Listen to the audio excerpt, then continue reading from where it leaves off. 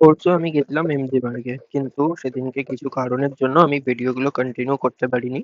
তো তারপর আমি আবার কালকে চলে গেছিলাম এমজি মার্কেটে। তো চলো ব্লগটা শুরু করা যাক। তো হ্যাঁ everyone, welcome to my Facebook channel. আমি আজকে আবার যাচ্ছি এমজি মার্কে। এমজি মার্কে গিয়ে আমি গেলাম লালবাজারে। লালবাজারে গিয়ে যেতে না যেতেই আমি দেখতে পেলাম ফুচকার দোকান, বাট আমি ফুচকা খাবো না। আমি কি খাবো তাই আমি ডিসাইড করছি ভেতরে গিয়ে। তো আমি চিন্তা ভাবনা করে আমি ডিসাইড করে নিচ্ছি, আর ডিসাইড করলাম যে আমি টিক্কা দহি চাট খাবো। তো টিক্কা দহি চাটটা দেখতেই পাচ্ছ আমাকে দিয়ে দিয়েছে। আর দেওয়ার পরে আমি ভাবছিলাম যে এটা ঝাল হবে না মিষ্টি হবে না টক হবে। তারপর আমি খেলাম, খেয়ে দেখলাম ওয়াও খুব সুন্দর টেস্টটা।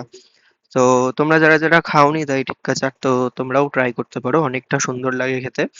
আর আমাকে অবশ্যই কিন্তু জানিও কেমন লাগছে দই টিক্কা চাটটা।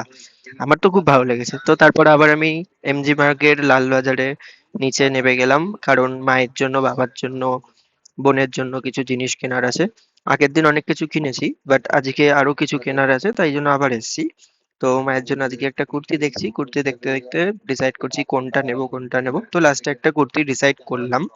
অনেক চুজ করার পর আমার পছন্দ হয়েছিল একটাই, তো একটাই আমি নিয়েছি। আর তারপর আমি গ্যাংটক এমজি মার্গ হয়ে আবার আমি রুমের দিকে ফিরছি। আর তোমরা বুঝতেই পারছো আমি এখন ট্রেনে রয়েছি, তাই ভয়েস ওভারটা একটু ভালোভাবে হয়তো হচ্ছে না।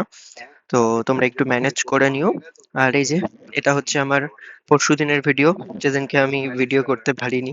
তো এই ভিডিওটাও অ্যাটাচ করে দিয়েছি। তো লাইক কমেন্ট শেয়ার করে দিও যদি ব্লগটা ভালো লাগে। Tata, take care.